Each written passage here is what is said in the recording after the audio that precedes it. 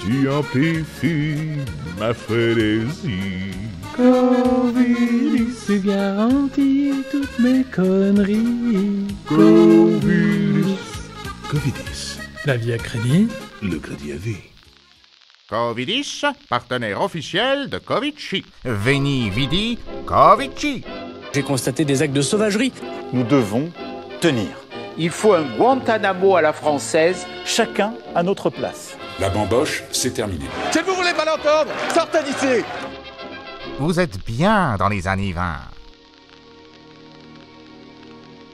Un seul être vous manque et tout est dépeuplé. Avec la mort d'Olivier Dassault, la France perd l'héritier visionnaire du plus beau fleuron de l'industrie française. Les éloges pleuvent en rafale pour célébrer un homme aux multiples facettes. Ambitieux capitaine d'industrie pour certains, courageux député pour les autres, généreux artiste pour les galeries d'art du 18e arrondissement, capricieux passager pour son pilote. Lorsque la presse ou les médias m'encensent en disant ou en me faisant dire que je suis le meilleur parce que j'ai fait l'école de l'air, parce que je suis docteur en informatique, pilote, élu, inventeur et tout ce qu'on veut, ça peut engendrer une certaine jalousie. Sa vie fut à l'image de son entreprise, cynique et vrombissante, et son élégance naturelle n'avait d'égal que sa bonne fortune. Sa mort laisse tout le pays dans la détresse, notamment les représentants les plus zélés de cette industrie française, dont le rayonnement international est une inspiration constante pour nos patriotiques épigones. Un docteur, si il n'est pas bon, il perd ses patients, il n'a pas de clients.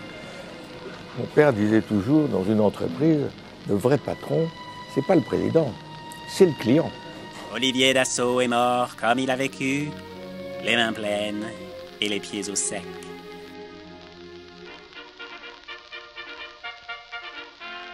Alors que l'ensemble des médias autorisés avaient consciencieusement évité de cautionner les débordements de la semaine passée, les intermittents assistés refusent encore et toujours de rentrer dans le droit chemin.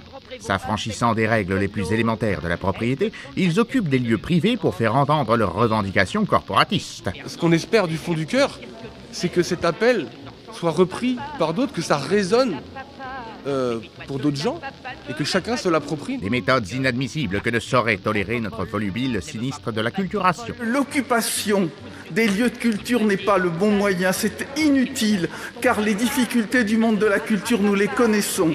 Mais ces manœuvres sont dangereuses, car elles mettent en menace des lieux patrimoniaux fragiles. Le patrimoine urbain, lui aussi, est menacé. Prétextant la recrudescence de la circulation solaire, des hordes de délinquants ont envahi les quais de Seine pour se livrer à des scènes de débauche d'une intolérable promiscuité.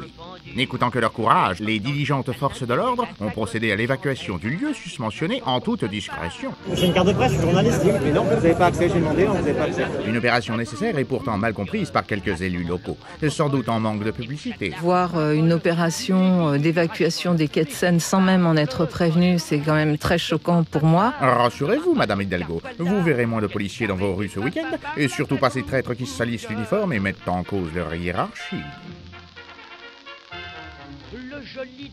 Le virus ne passera pas. International. Partout dans le monde, le populisme progresse. Enfin tenu d'une poigne ferme depuis quelques années, le Brésil sombre à son tour dans le chaos en relâchant le plus dangereux des indigènes marxistes du sous-continent, le barbifiant Luis Inácio Lula da Silva. Chez nos voisins hellènes, c'est la sédition qui secoue à nouveau les marbres millénaires de l'acropole, pour de futiles revendications que nous ne connaissons que trop bien chez nous. Le phénomène de la violence policière et de l'impunité des policiers en Grèce n'est pas un problème récent. Dans les colonies, la mise hors d'état de nuire du factieux Ousmane Sonko et de ses dangereuses idées anarchistes a provoqué un déferlement de haine de la part de ses partisans. Macky Sall, le président démocratiquement élu par la France, a fermement condamné ces agissements. Rappelons que l'opposant en question est accusé de viol. Comment ose-t-il prétendre aux plus hautes fonctions ? Personnellement, je m'étouffe. Mais surtout, n'oubliez pas, restez des cons, restez recons, restez des convergents. La patrie a besoin de vous. Vous avez un utérus ? Vos trompes de Fallope sont encore fonctionnelles. Mesdames, vos organes internes ne sont pas dédiés qu'au plaisir masculin. Participez à la relance de la nation par la revivification de vos ventres féconds. Les droits des femmes, c'est bien, mais n'oubliez pas où sont vos devoirs. Qui vous les donne, Fallop? Dans les mairies, les mamans de plus de 5 enfants reçoivent un diplôme officiel remis par le représentant du gouvernement. Un diplôme dédicacé par Renaud Camus pour toute fratrie de 5 enfants ou plus, contribuant à la lutte contre le grand remplacement. Soutenez la libre information sur la page Tipeee de la Péloche.